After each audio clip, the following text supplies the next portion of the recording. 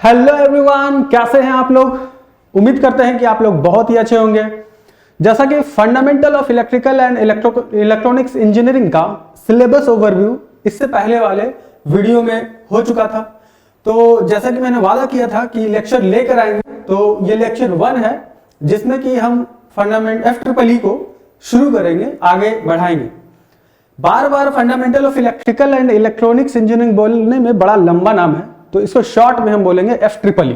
ठीक है, तो बार बार इस सब्जेक्ट को FEEE बोल के कॉल करेंगे। तो FEEE का ये पहला यूनिट शुरू करने जा रहे हैं, overview of electronics component and signals. तो चलिए देखते हैं इस यूनिट में है क्या। तो सारा यूनिट तो पहले बताया जा चुका है कि इसमें क्या है, तो चलिए शुरू करते हैं। तो इस यूनिट का जो चैप्टर का नाम है overview of electronic components and signals.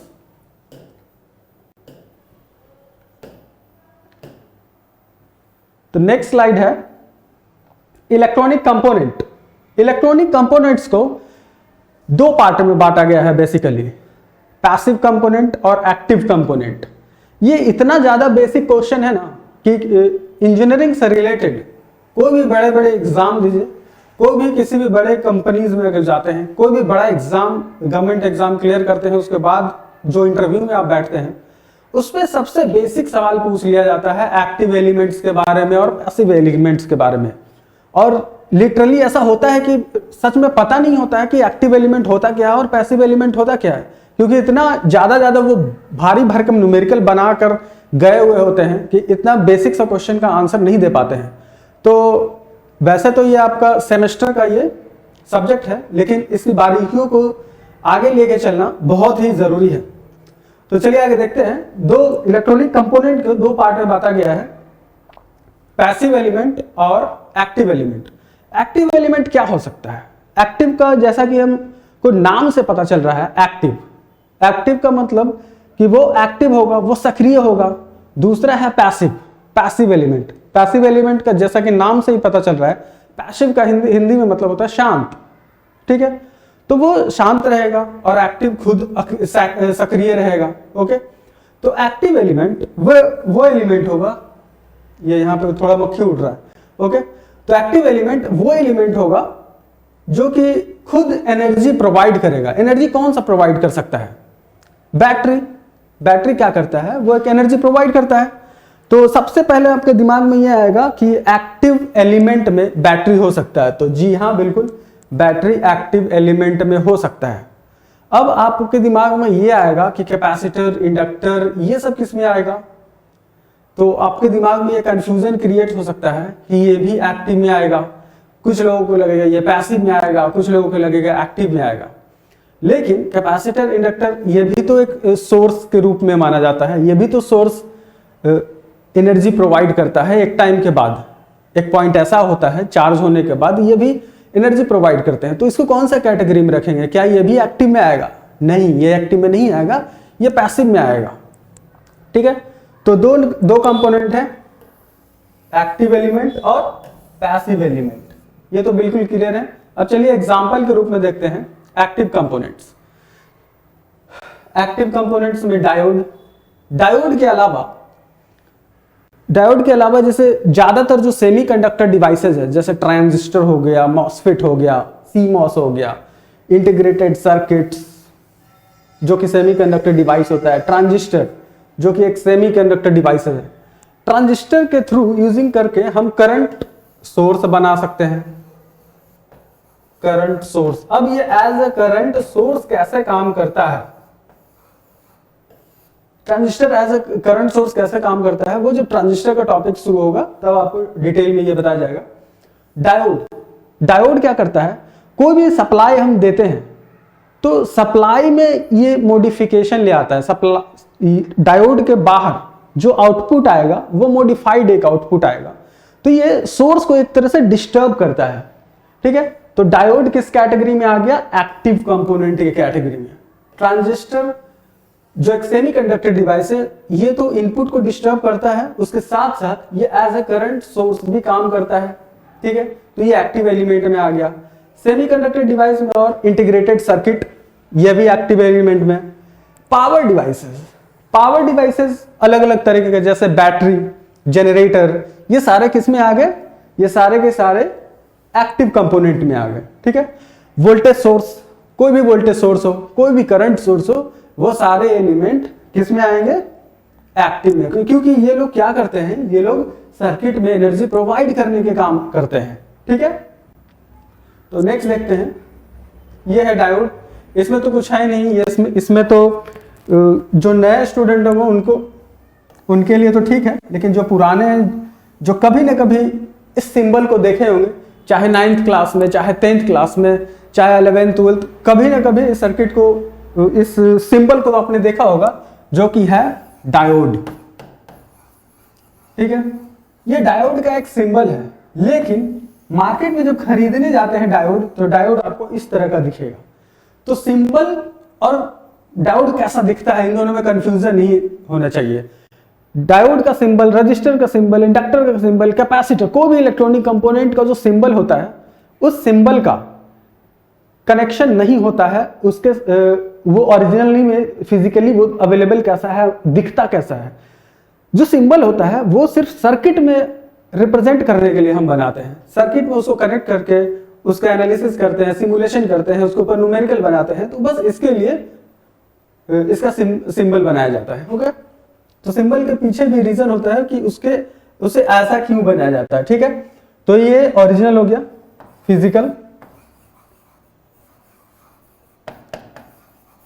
Physical diode, जो कि ऐसा दिखेगा। ठीक है, आगे ट्रांजिस्टर का ये सिंबल है, और ये एक ओरिजिनल, ये जो दिख रहा है, ये ओरिजिनल ट्रांजिस्टर जो इस तरह से दिखेगा, जिसमें 3 पिन लगे होते हैं। ठीक है, 3 टांग होंगे इसमें, और ये है ट्रांजिस्टर का सिंबल। एमीटर, बेस, कलेक्टर, तीनों अलग अलग पिन का नाम होता है, एक एमीटर, एक बेस, एक कलेक्टर। ठीक है, कलेक्टर, ओके, वो वाला कलेक्टर नहीं। तो एमीटर, बेस, कलेक्टर, ये सब जानेंगे डिटेल में जब ट्रांजिस्टर ओरिजिनली जब ये चैप्टर शुरू करेंगे उसके बाद। इसमें तो ज्यादा डिटेल में आपको नहीं पढ़ना होगा FEEE में, लेकिन आगे जब आने वाले सेमेस्टर होगा इलेक्ट्रिकल के लिए, इलेक्ट्रॉनिक्स के लिए, उनको ट्रांजिस्टर डिटेल में काफी पढ़ना होगा। ठीक है, और ये है IC, integrated circuit.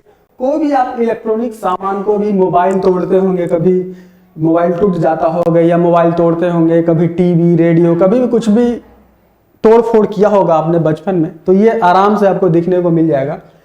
Micro processor के रूप में, माइक्रो कंट्रोलर के रूप में, या छोटा छोटा कोई भी चिप के रूप में आपको ये देखने को मिल जाएगा।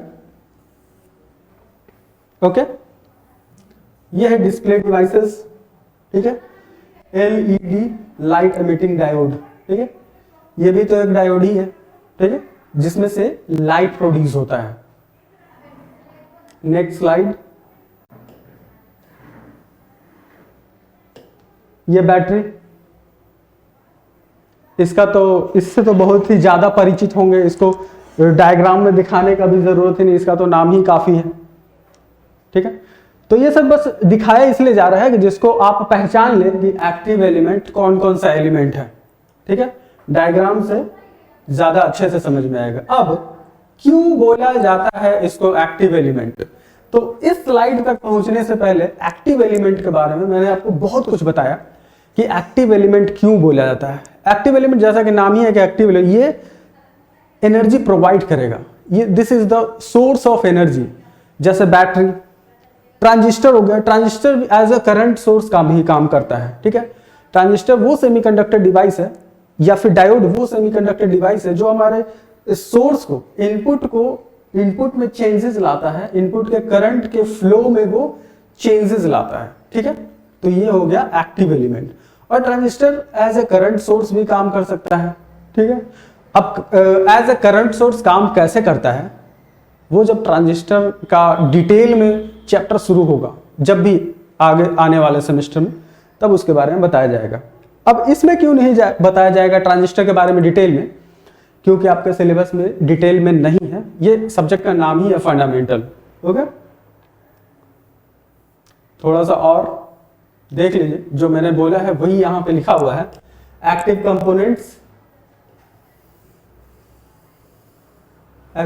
component require a source of energy typically in the form of direct current, they are able to manipulate, सबसे इंपॉर्टेंट टर्म जो है, they are able to manipulate the flow of electricity, flow of electricity को ये manipulate कर सकते हैं, जैसे diode, transistor, ये फ्लो ऑफ इलेक्ट्रिसिटी को उसको उसमें बदलाव ला सकते हैं। जब हम ट्रांजिस्टर डिटेल में पढ़ेंगे तो उसका इनपुट और आउटपुट कैरेक्टरिस्टिक्स जब चेक करेंगे तो इनपुट कुछ और होगा, आउटपुट कुछ और होगा, ठीक है।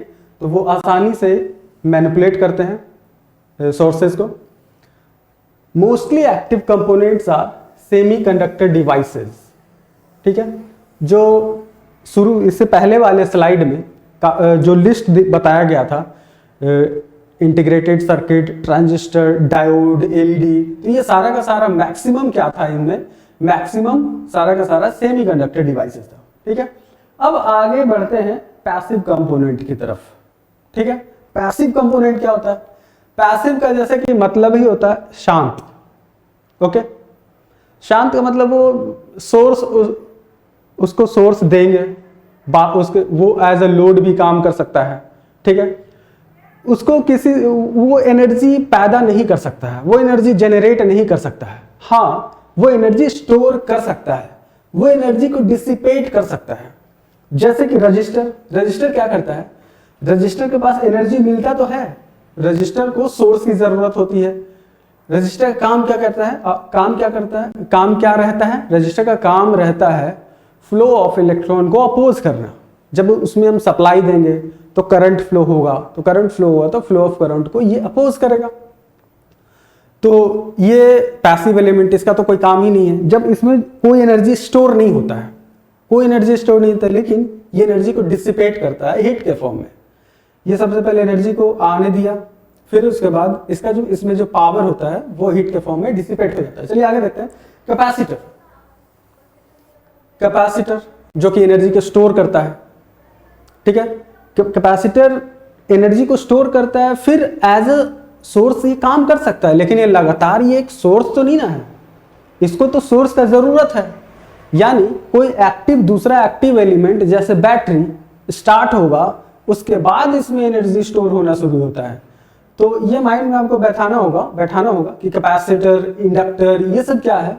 एनर्जी स्टोरिंग एलिमेंट है, जो कि पैसिव एलिमेंट में आएगा। इसके पास खुद का अपना एनर्जी नहीं है। ये बैटरी या कोई भी सप्लाई से हम इसमें सप्लाई देते हैं, तब जाके ये चार्ज होता है, तब जाके इसमें एनर्जी आता है, ये तब जाके ये एनर्जी स्टोर करते हैं, इंडक्टर हो या कैपेसिटर हो, ओके। अब नेक्स्ट है ट्रांसफॉर्मर। ट्रांसफॉर्मर है पैसिव एलिमेंट के कैटेगरी में। ट्रांसफॉर्मर पैसिव एलिमेंट के कैटेगरी में कैसे आ रहा है भाई? जैसे कि बहुत स्टूडेंट को कंफ्यूजन होता है कि हमारे घरों के बाहर, हमारे मोहल्ले के बाहर, हमारे गांव के बाहर ट्रांसफॉर्मर लगा हुआ है, वहां से बिजली आता है। लेकिन ट्रांसफॉर्मर से बिजली नहीं आता है। ट्रांसफॉर्मर का काम होता है बस स्टेप अप स्टेप डाउन करना, यानी कि 220 वोल्ट हमारे मोहल्ले में भेजना, 220 वोल्ट हमारे कॉलोनी में, गांव में कहीं 220 वोल्ट चाहिए होता है तो 220 वोल्ट भेजना, ठीक है। मान लीजिए 220 केवी का कोई वोल्टेज आ रहा है तो उस सब स्टेशन में उस वोल्टेज को स्टेप डाउन किया जाता है, यानी वोल्टेज को कम किया जाता है। अगर कहीं पे ज्यादा वोल्टेज का जरूरत है तो वहां स्टेप अप किया जाता है, बस इतना काम है इसका। ये कोई जनरेट नहीं करता है। इसीलिए ट्रांसफॉर्मर भी किस कैटेगरी में आएगा? पैसिव एलिमेंट के कैटेगरी में, ओके। अब इन सब का देख लीजिए कैसा दिखता है, ठीक है। ये भी जरूरी है कि ये दिखता कैसा है, ठीक है। मार्केट से जब आप खरीदने जाएंगे तो रजिस्टर इस तरीके का दिखेगा, उसमें अलग अलग कलर कोडिंग होता है, जो कि आपके लिए इंपॉर्टेंट नहीं है। ये कलर कोडिंग पढ़ाया जाता है आईटीआई वाले लोगों के लिए, ठीक है। तो रजिस्टर का सिंबल ये होता है। सिंबल तो मैंने आपको बता दिया कि सिंबल का जरूरत क्यों पड़ता है। सिंबल का जरूरत सर्किट के लिए पड़ता है, जिसमें हम सिमुलेशन कर सके, न्यूमेरिकल बना सके, सर्किट को डिजाइन कर सके, ठीक है। लेकिन एक्चुअली में सर्किट ऐसा दिखता है, और रियल में जब फिजिकल कोई सर्किट देखेंगे ना, बहुत ही कॉम्प्लिकेटेड होता है, ठीक है। वो तो आपको पता ही होगा जब आप कुछ सामान तोड़ते हैं, इलेक्ट्रॉनिक सामान, तब। अब देखिए कैपेसिटर। कैपेसिटर देखिए अलग अलग टाइप का है, ऐसा ऐसा कैपेसिटर दिखता है। नेक्स्ट लेक्चर में कैपेसिटर ही होने वाला है, ठीक है। ये कैपेसिटर का सिंबल होता है। ये सिंबल इसलिए बनाया जाता है कि ये दो प्लेट के बीच एक प्लेट चार्ज स्टोर करता है, ठीक है। दोनों प्लेट, एक प्लस एक माइनस, इसीलिए इस तरह का सिंबल बनाया जाता है। ठीक है, यह है इंडक्टर। ठीक है, यह इंडक्टर का सिंबल।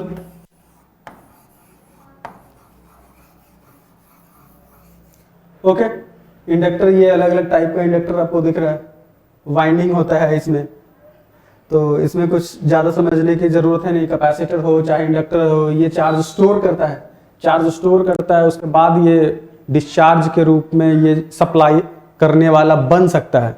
ठीक है, लेकिन ये ओरिजिनल सोर्स नहीं है जो कि परमानेंटली किसी को डिलीवर कर सकता है। ठीक है, इसीलिए ये कौन से कैटेगरी में है, ये पैसिव एलिमेंट के कैटेगरी में है। इंडक्टर हो कैपेसिटर हो। रजिस्टर जो कि चार्ज स्टोर नहीं करता है, वो चार्ज को क्या करता है, निकाल देता है हीट के फॉर्म में। ठीक है, उसमें चार्ज स्टोर करने का कैपेसिटी नहीं है। अब इतना कुछ बार बार बोल देने के बाद ये स्लाइड फिर से आ चुका है आपके सामने। इसको पैसिव एलिमेंट कहते क्यों हैं, वो बिल्कुल क्लियर हो गया होगा अभी तक आपके माइंड में कि पैसिव एलिमेंट कहते क्यों है। क्योंकि वो पैसिव है, वो एनर्जी जनरेट नहीं करता है, वो एनर्जी को लेता है। ठीक है, एनर्जी को लेता है। चाहे रजिस्टर को माइंड में रखिए, रजिस्टर को माइंड में रख के ध्यान में ये आपको रखना है कि ये एनर्जी लेता है, और एनर्जी लेने के बाद ये स्टोर नहीं कर पाता है, लेकिन ये एनर्जी को डिसिपेट करता है हीट के फॉर्म में। ठीक है, इंडक्टर क्या करता है, इंडक्टर एक पैसिव एलिमेंट है जो कि एनर्जी लेता है और एनर्जी को स्टोर करता है। ठीक है, कैपेसिटर क्या करता है, कैपेसिटर में एनर्जी को लेता है फिर वो स्टोर करता है। वो अलग बात है, किसी एक पॉइंट पे आके वो डिस्चार्ज के रूप में सप्लायर बन सकता है, एनर्जी सप्लाई करने वाला बन सकता है। ओके, देख लीजिए, passive components can influence the flow of electricity running through them. इसका मतलब ये हुआ, ये बात कर रहा है कैपेसिटर की, ये बात कर रहा है इंडक्टर की, यानी कि प्रभाव डाल सकता है किस पे, जो हमारा इसमें इलेक्ट्रिसिटी फ्लो हो सकता है, वो चार्ज को स्टोर कर लेता है। ओके, उसके बाद वो डिस्चार्ज के रूप में सप्लाई कर सकता है। For example, they can resist flow. ये रजिस्टर की बात हो रही है, ये इंडिकेट कर रहा है रजिस्टर को। ठीक है, दे कैन स्टोर एनर्जी, ये बात कर रहा है इंडक्टर का और बात कर रहा है कैपेसिटर का। ठीक है, फॉर लेटर यूज। ठीक, और प्रोड्यूस इंडक्टेंस। ओके, इसमें तो कुछ नहीं है, ये तो बहुत पहले से शुरू वाले स्लाइड से जब आ रहा था उस समय से ही इसके बारे में बताते जा रहे हैं, तो इसमें कोई कंफ्यूजन नहीं होना चाहिए। अब देख लेते हैं रजिस्टर के बारे में। रजिस्टर क्या होता है, सिंपल सा बात है। रजिस्टर का बहुत ही घिसा पिटा 9th 10th क्लास से आप तो शुरू से ही देखते आ रहे होंगे कि रजिस्टर क्या करता है, अपोज करता है फ्लो ऑफ इलेक्ट्रिसिटी को। ठीक है, the opposition offered by substance, ठीक है, to flow of electric current is called its resistance. कोई भी सब्सटेंस फ्लो ऑफ इलेक्ट्रिसिटी को, फ्लो ऑफ करंट को अपोज करता है, वो सब्सटेंस का रेजिस्टेंस होगा। इसका यूनिट होता है ohm. Ohm is the unit of resistance. इसका सिंबल ये होता है, this is the symbol of resistance, ohm. इसको तो बहुत ही बचपन से ही देखते आ रहे होंगे। ठीक है,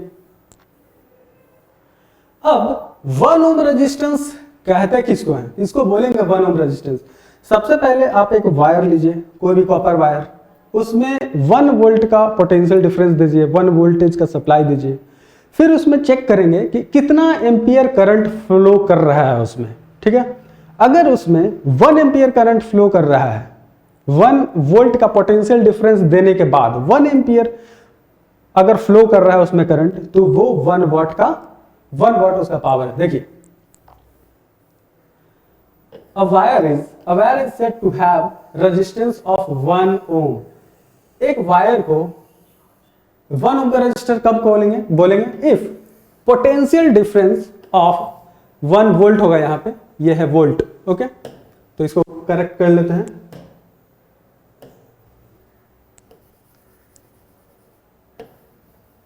वोल्ट, ठीक है, of 1 volt across its end causes 1 ampere to flow. अगर कोई वायर लेते हैं, कोई भी वायर लेते हैं, अगर उसमें उसको तब तक हम उस वायर को छोटा करेंगे, बड़ा करेंगे, उसी को मैनिपुलेट करेंगे उसके लेंथ को, जब तक उसमें 1 एम्पियर करंट फ्लो होना नहीं शुरू हो जाए। मान लो कि ये कोई रजिस्टर वायर का रेजिस्टेंस है कोई भी XYZ ओम रेजिस्टेंस 1, 5, 6, 7 कोई भी ओम का रेजिस्टेंस है और इसमें 1 वोल्ट पोटेंशियल डिफरेंस दिया गया, यानी इतना वोल्टेज दिया गया, पोटेंशियल डिफरेंस दिया गया। फिर उसके बाद ये वायर मान लो कि इतना लंबा था, ठीक है, उसमें से मान लो कोई भी एम्पियर का करंट फ्लो कर रहा था लेकिन 1 एम्पियर फ्लो नहीं कर रहा था। फिर उस वायर को काट के छोटा कर दिया गया, छोटा मान कर लिए, उसके बाद इसमें 1 एम्पियर करंट फ्लो होने लगा। अगर 1 एम्पियर फ्लो नहीं होता फिर उस वायर में वायर जोड़ते और उसको इस तरह से मैनिपुलेट करते कि 1 एम्पियर हमको फ्लो करवाना है उसमें से, ठीक है। 1 एम्पियर फ्लो करने लगे तो उसको बोलेंगे हम 1 ओम, क्योंकि रेजिस्टेंस इज इक्वल टू क्या होता है V/I। 1 वोल्ट का पोटेंशियल डिफरेंस देते हैं और करंट भी हमारा 1 ओम है, फ्लो करेगा, तभी तो 1 ओम का रेजिस्टेंस आएगा ना। बहुत सिंपल सा बात है, इसमें कुछ समझना ही नहीं, ठीक है। नेक्स्ट दूसरा तरीका क्या है जिससे कि हम ये पहचान पाए कि कोई वायर 1 ओम का है। दूसरा तरीका यह है, a wire is said to have a resistance of 1 ohm if it releases 1 joule of energy। अगर कोई रेजिस्टेंस कोई वायर का जो रेजिस्टेंस है हीट प्रोड्यूस कर रहा है 1 ओम का, ठीक है, सॉरी 1 जूल, 1 जूल का या फिर 0.24 कैलोरी ऑफ हीट प्रोड्यूस कर रहा है, ठीक है। तो ये क्या कहलाएगा 1 सेकेंड के अंदर, हाँ ये भी टर्म है 1 सेकेंड के अंदर, ठीक है। तो वो क्या कहलाएगा, वो वायर कहलाएगा 1 ओम का वायर, ओके।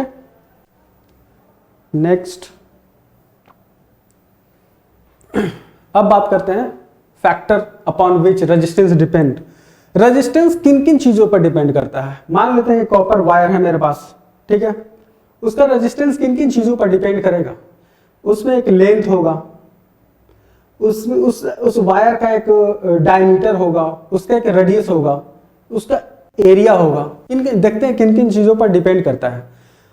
और उस वायर, कोई जरूरी नहीं कि वो वायर कॉपर वायर हो, कोई जरूरी नहीं कि वो एल्युमिनियम वायर हो सकता है वो गोल्ड का भी हो सकता है वो सिल्वर का वायर हो, वो वायर किसी भी मटेरियल का हो सकता है। तो अलग अलग मटेरियल का एक वर्ड होता है रेजिस्टिविटी या फिर स्पेसिफिक रेजिस्टेंस। हर वायर का अपना अपना एक स्पेसिफिक रेजिस्टेंस होता है, रेजिस्टिविटी होता है, दोनों एक ही है, रेजिस्टिविटी बोलिए या फिर स्पेसिफिक रेजिस्टेंस, ठीक है। तो वो इन 3 चीजों पर डिपेंड करता है। जो वायर है, ये मान लेते हैं ये वायर है, तो ये जो कंडक्टर है इस कंडक्टर के लेंथ के ऊपर डिपेंड करता है, ठीक है। इस कंडक्टर का कोई भी क्रॉस सेक्शन इसको काटने के बाद जो इसका एरिया आएगा, जो रेडियस डायमीटर इसका जो एरिया आएगा πr², उसके ऊपर डिपेंड करता है। और किस मेटल से बना हुआ, कौन से मेटल का ये वायर है, कंडक्टर है, उसके ऊपर डिपेंड करता है। जैसे कि यहां पे है लेंथ, सबसे पहले resistance is directly proportional to length of the conductor. Conductor के लेंथ के ऊपर डिपेंड करता है, यानी कि लेंथ जितना ज्यादा बढ़ेगा रेजिस्टेंस उतना ज्यादा बढ़ेगा। ये बहुत ही इंपॉर्टेंट है आपके जानना, इसके ऊपर आपका 1 नंबर का ऑब्जेक्टिव क्वेश्चन भी आ सकता है, इसके ऊपर न्यूमेरिकल भी आ सकता है, ठीक है। दूसरा area, resistance is inversely proportional. मक्खी उड़ रहा है यहाँ पे। Resistance is inversely proportional. मक्खी के टच हो जाने से भी ये टच को कंसीडर कर लेता है, इसीलिए पैरेलल टच हो रहा था मेरा मार्कर भी और मक्खी का भी, ओके। तो इग्नोर करते हैं इस बात को। तो resistance is inversely proportional to area of that conductor. इस मान लेते हैं ये कंडक्टर है, इसका एरिया, इसका क्रॉस सेक्शनल एरिया अगर बढ़ेगा, इसका एरिया बढ़ता जाएगा तो रेजिस्टेंस घटेगा उस कंडक्टर का। A is the cross sectional area of conductor, okay। तीसरा, depend upon the nature of material, ठीक है, जिसको रो से डिनोट करते हैं। नेचर ऑफ मटेरियल यानी कि उस मटेरियल का नेचर क्या है, क्या वो कॉपर का है, क्या वो एल्युमिनियम का है, क्या वो गोल्ड का है, सिल्वर का है, वो देखेंगे, ठीक है। और डिपेंड्स अपॉन टेम्परेचर, कौन सा टेम्परेचर में आप उसको यूज़ करते हैं, ये फिलहाल उतना ज़्यादा इंपॉर्टेंट नहीं है। जनरली हम रूम टेम्परेचर कंसीडर करके चल रहे हैं, हमको तो ऐसा तो नहीं है कि 50 डिग्री वाले में या फिर 0 डिग्री 2 डिग्री वाले में कंसीडर करके नहीं चलते हैं, ठीक है। इसको रूम टेम्परेचर लेके चलते हैं। अब बात करते हैं रो की, रो यानी रजिस्टिविटी, ठीक है। इसका सिंबल ये है रो, ओके। इसको दो नाम से बुलाते हैं, ये ऑफ नहीं है, ये और है, ठीक है। या तो इसको रजिस्टिविटी बुलाइए या तो स्पेसिफिक रेजिस्टेंस। जैसा कि हम जानते हैं R is equal to rho L by A, ठीक है। लेंथ के प्रोपोर्शनल, A यानी एरिया का प्रोपोर्शनल। तो अभी हम जानेंगे कि इसका यूनिट क्या होगा, रजिस्टिविटी का यूनिट क्या होगा। रो, रो यानी स्पेसिफिक रेजिस्टेंस, स्पेसिफिक रेजिस्टेंस, या फिर इसको बोलेंगे रजिस्टिविटी, रजिस्टिविटी, ठीक है। तो अभी जानेंगे इसके यूनिट के बारे में, ठीक है। ये आपका हो गया रेजिस्टेंस का फॉर्मूला, जो कि बहुत ही इंपॉर्टेंट है, और इसके बारे में, इसके ऊपर न्यूमेरिकल भी है, आगे न्यूमेरिकल बताने वाले हैं, ठीक है। R is equal to rho L by A, ठीक है। ये क्या दिखाया हुआ है यहाँ पे कि हम इसको चेंज करेंगे, यानी कि इसको चेंज करने का मतलब अलग अलग मटेरियल अगर यूज करेंगे तो रजिस्टिविटी चेंज होगा, क्योंकि रजिस्टिविटी डिपेंड करता है नेचर ऑफ मटेरियल के ऊपर। नेचर ऑफ मटेरियल यानी कि कौन कौन सा आप यूज कर रहे हैं मटेरियल, अलग अलग मटेरियल चेंज करेंगे तो रजिस्टिविटी चेंज होगा। जैसे कॉपर, निकेल यूज कर सकते हैं, आयरन यूज कर सकते हैं, गोल्ड यूज कर सकते हैं, सिल्वर यूज कर सकते हैं, कुछ भी यूज कर सकते हैं, ठीक है। उसका लेंथ, उसका लेंथ, ठीक है। तो लेंथ को आगे करेंगे यानी बढ़ाएंगे घटाएंगे तो इसके ऊपर प्रभाव पड़ेगा। एरिया को बढ़ाएंगे घटाएंगे तो इसके ऊपर प्रभाव पड़ेगा, रेजिस्टेंस के ऊपर। रजिस्टिविटी घटाएंगे बढ़ाएंगे यानी कि मटेरियल चेंज करेंगे। तो इस कॉपर कंडक्टर बनाया हुआ है, इस कॉपर कंडक्टर के रेजिस्टेंस के ऊपर क्या चेंजेस आता है, ठीक है। तो अभी देख लेते हैं कि रेजिस्टेंस का यूनिट तो आपको मालूम है ओम है, ठीक है। इसका यूनिट तो ओम हो गया। अब जानेंगे कि रो का यूनिट क्या होगा, रजिस्टिविटी का यूनिट क्या होगा, ठीक है। तो अभी देख लेते हैं रो क्या है। रो एक कांस्टेंट है, ठीक है। ये डायरेक्ट अलग अलग वैल्यू होता है, अलग अलग मटेरियल का अलग अलग वैल्यू होता है, ठीक है। इसका दो नाम है, जैसा कि अभी थोड़ी देर पहले मैंने बता दिया, रजिस्टिविटी या फिर स्पेसिफिक रेजिस्टेंस। अभी देख लेते हैं इसका यूनिट क्या होगा। Resistance is equal to rho L by A,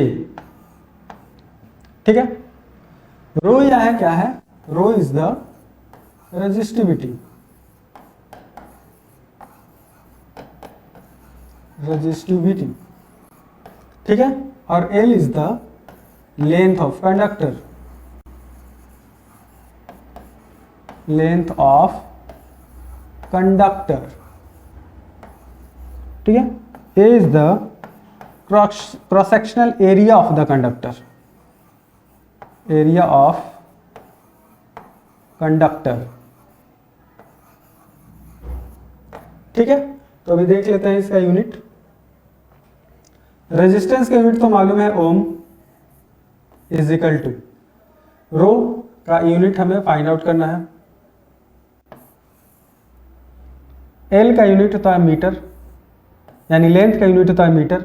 ए का यूनिट यानी एरिया का यूनिट होता है मीटर स्क्वायर, ठीक है। ये मीटर कैंसिल हो गया 1 मीटर से, ठीक है। तो रो इज इक्वल टू कितना आ गया, rho is equal to ohm metre, ohm metre. तो this is the unit of resistivity, जो कि बहुत इंपॉर्टेंट है। 1 नंबर का क्वेश्चन में, ऑब्जेक्टिव क्वेश्चन में आपको आ जाएगा। और अब देखते हैं आगे न्यूमेरिकल। ठीक है, थोड़ा सा न्यूमेरिकल बहुत ज़रूरी है। ठीक है, इसके लिए कलर चेंज कर लेते हैं। कौन सा कलर ले, कौन सा कलर, चलिए ब्लैक लेते हैं। ठीक है, ठीक है, तो यहां पे है what will be the resistivity of a metal wire of 2 metre length 0.6 millimetre in diameter if the resistance of the wire is 50 ohm. तो सबसे पहले डेटा को लिख लेते हैं। डेटा क्या क्या है हमारे पास। अरे भाई मक्खी, ये बैठने के बाद ना डिस्टर्ब कर देता है बोर्ड को, पैरेलल टच हो जाता है। ठीक है, 1 बिलियन रेजिस्टिविटी वायर 2 मीटर। ठीक है, लेंथ जो है वायर का, लेंथ है 2 मीटर का, 0 डायमीटर, डायमीटर कितना है, डायमीटर है 0.6 मिलीमीटर। ठीक है, इसको मीटर में कन्वर्ट कर लेते हैं तो 0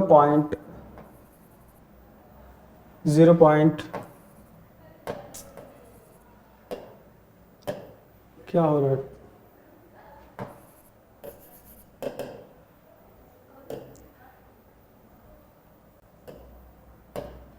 0.6 into 10 to the power -3 metre. और क्या लेते हैं, the resistance of the wire is, resistance दिया हुआ है, resistance of the wire is 50 ohm. ठीक है, निकालना क्या है, रेजिस्टिविटी, रेजिस्टिविटी यानी रो निकालना है, rho is equal to what. ठीक है, तो इसका फॉर्मूला पता है हमें, resistance is equal to, resistance is equal to rho L by A.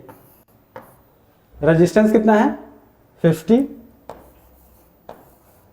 Is equal to रो निकालना है, लेंथ कितना है 2 मीटर।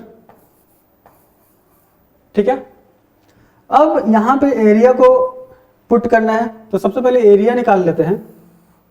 एरिया हमारा है पाई आर स्क्वायर। जो कंडक्टर का जो एरिया होता है, क्रॉस सेक्शनल एरिया, वो सर्कुलर होता है। सर्कुलर सर्किल का एरिया कितना होता है, सर्किल का एरिया होता है पाई आर स्क्वायर। ठीक है, तो पाई आर स्क्वायर, तो सबसे पहले आर फाइंड आउट कर लेते हैं यहां से। ठीक है, तो R इज इक्वल टू, इसको डिवाइड कर लेंगे 2 से, तो 0.3 into 10 to the power -3 metre. ठीक है, तो पाई का वैल्यू 3.14 इंटू इसका वैल्यू 0.8, ये मार्कर चल नहीं रहा, 0.3 इंटू 10 टू द पावर -3 का स्क्वायर, तो कितना आएगा, कैलकुलेट करिए आप। इसका एरिया कितना आएगा, कैलकुलेटर से आप कैलकुलेट कर सकते हैं। आप भी तब तक आप अपने कैलकुलेटर में कैलकुलेट कर सकते हैं। 0.3 इंटू 10 टू द पावर -3 का स्क्वायर, ये एरिया हो गया 2.826 into 10 to the power -7 metre square. ठीक है, तो यहां पे पुट कर देते हैं एरिया।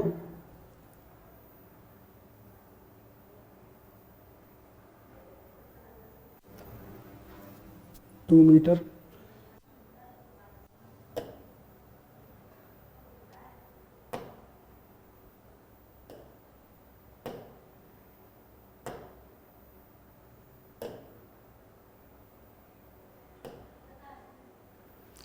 एरिया है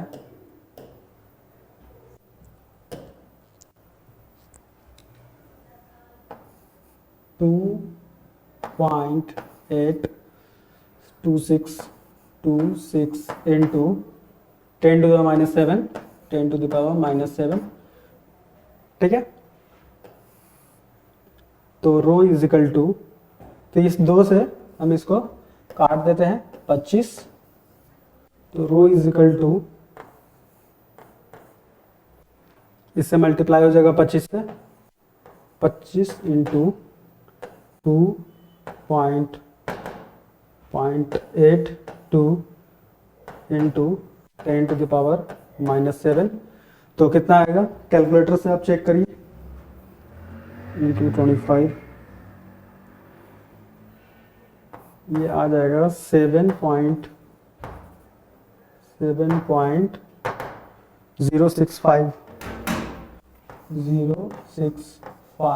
into 10⁻⁻6,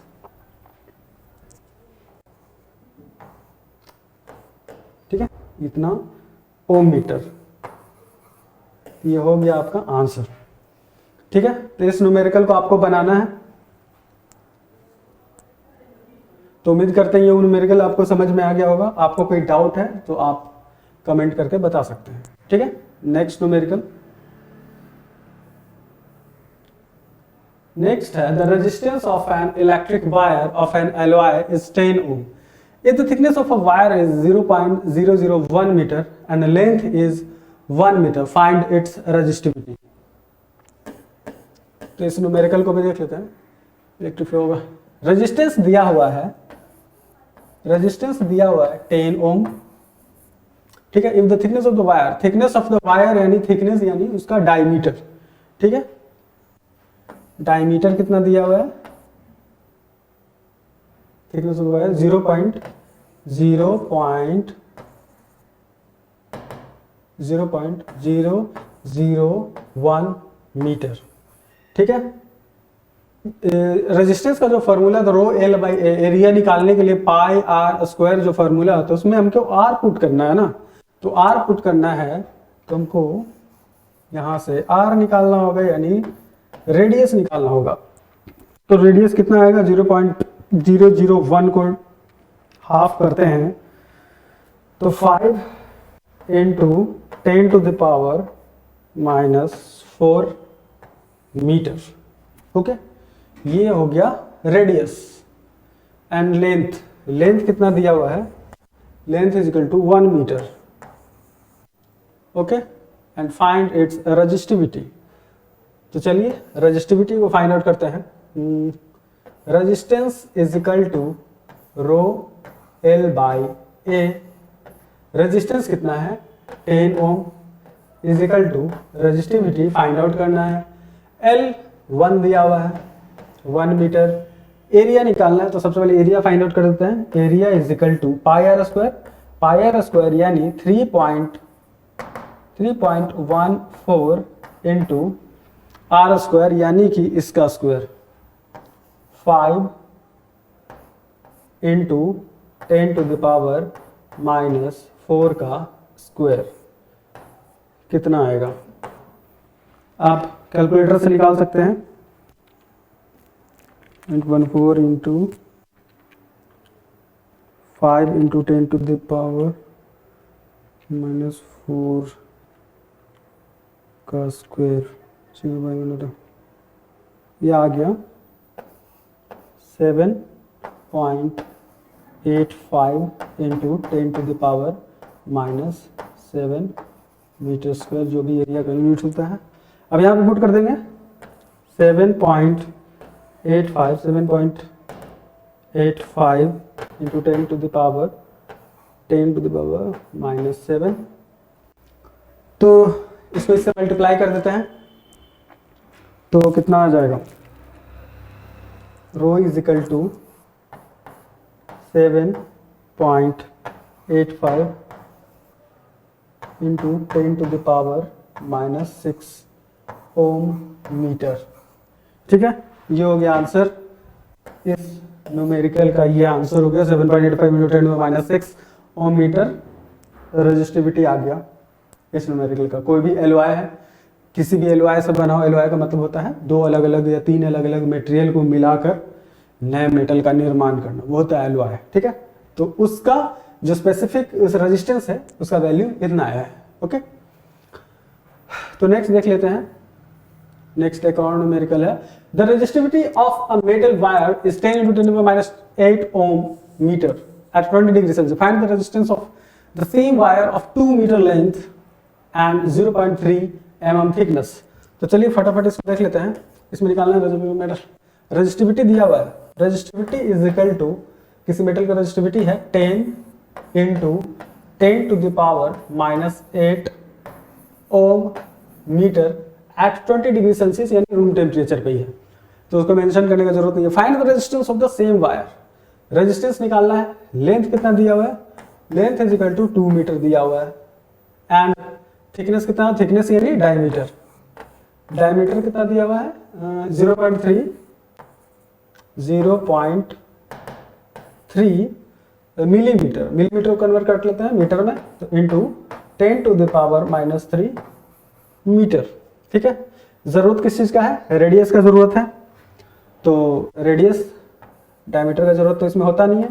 radius is equal to 0.3 को हाफ करेंगे 0.15 हो जाएगा, 0.15 इंटू 10⁻³ मीटर रेडियस हो गया, ठीक है।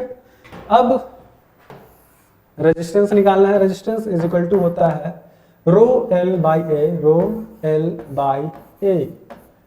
तो रो दिया हुआ है 10 × 10⁻⁸।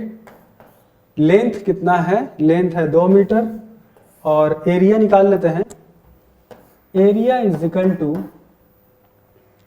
πr² यानी 3.14 πr² इंटू r 0.15 इंटू 10⁻³ का स्क्वायर।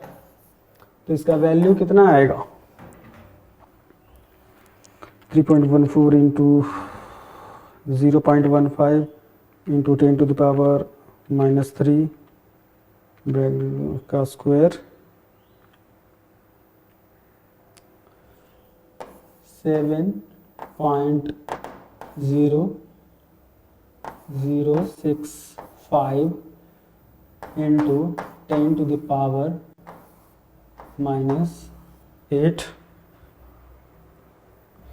Metre square. तो इसे पुट कर देंगे, एरिया 7.065 इंटू 10⁻⁸, ठीक है। आप कैलकुलेटर में पुट कर लेते हैं इसको, 10 इंटू 10⁻⁸ इंटू 2, तो 2 पॉइंट आ गया, 2.83 ओम, ठीक है। ये रेजिस्टेंस आ गया।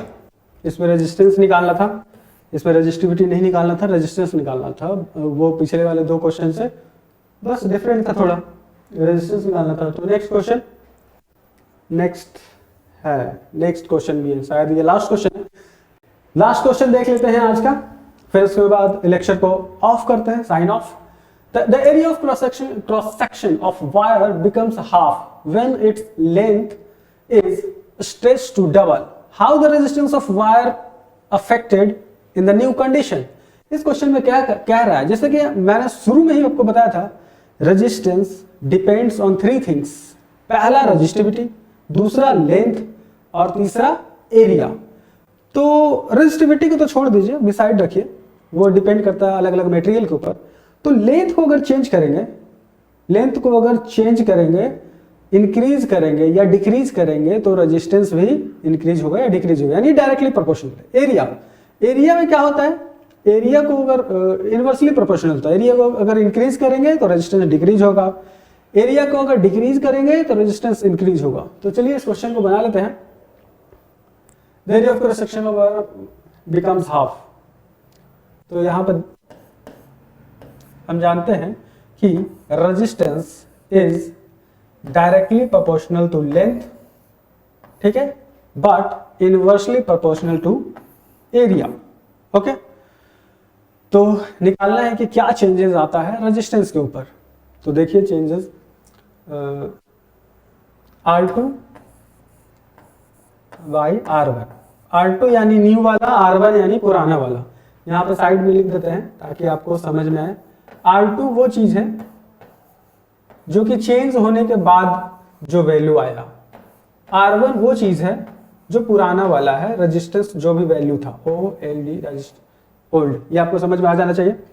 Is equal to length is directly proportional, तो L2 जो नया होगा, L1 पुराना वाला, A इनवर्सली प्रोपोर्शनल है, फिर मक्खी बैठ गई, A इनवर्सली प्रोपोर्शनल है तो A1 नीचे A2, ठीक है।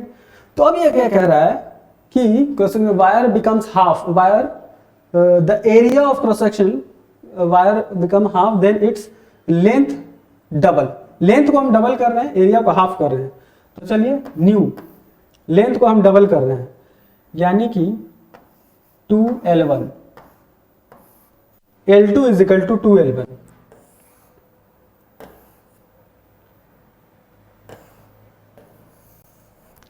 L2 इज इक्वल टू, यानी जो स्ट्रेच करने के बाद न्यू लेंथ जो प्राप्त हुआ है हमें वो है 2L1। तो यहां पे 2L1 पुट कर दिया, जो पुराना था उसके ऊपर कुछ नहीं, नया में क्या, एरिया को क्या किया गया है, पुराना वाले को छेड़छाड़ नहीं करते हैं। A2 में क्या चेंजेस आया है, इसको हाफ कर दिया गया है, ठीक है।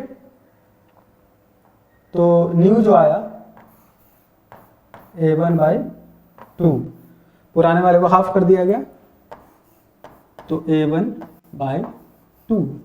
तो आगे देखते हैं,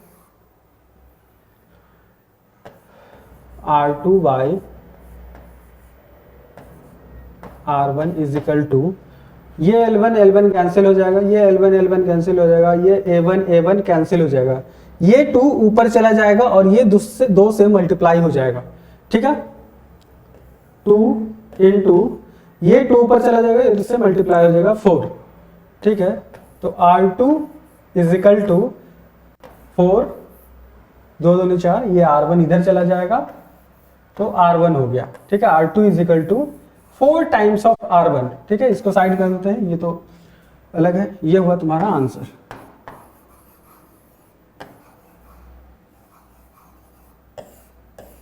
ठीक है, तो जो न्यू रेजिस्टेंस आया वो क्या है, 4 टाइम्स ऑफ R1 है। तो इतना चेंजेस करने के बाद, लेंथ में चेंज करने के बाद, इसके एरिया में चेंजेस करने के बाद रेजिस्टेंस में ये चेंज आया, कि 4 टाइम्स ऑफ रेजिस्टेंस हो गया, पुराने वाले रेजिस्टेंस से 4 गुना रेजिस्टेंस बढ़ गया। ओके, तो अब आगे क्या है, आगे धन्यवाद है, ठीक है। आगे थैंक यू वेरी मच। उम्मीद करते हैं कि यह सेशन आपको बहुत ही समझ में आया होगा। और आगे हम शुरू करेंगे कैपेसिटर को डिटेल में देखेंगे, कैपेसिटर का थोड़ा बहुत न्यूमेरिकल देखेंगे कि उसमें क्या है। तो उम्मीद करते हैं कि आपको ये लेक्चर बहुत ही पसंद आया होगा। तो आगे नेक्स्ट लेक्चर में मिलते हैं। Thank you very much.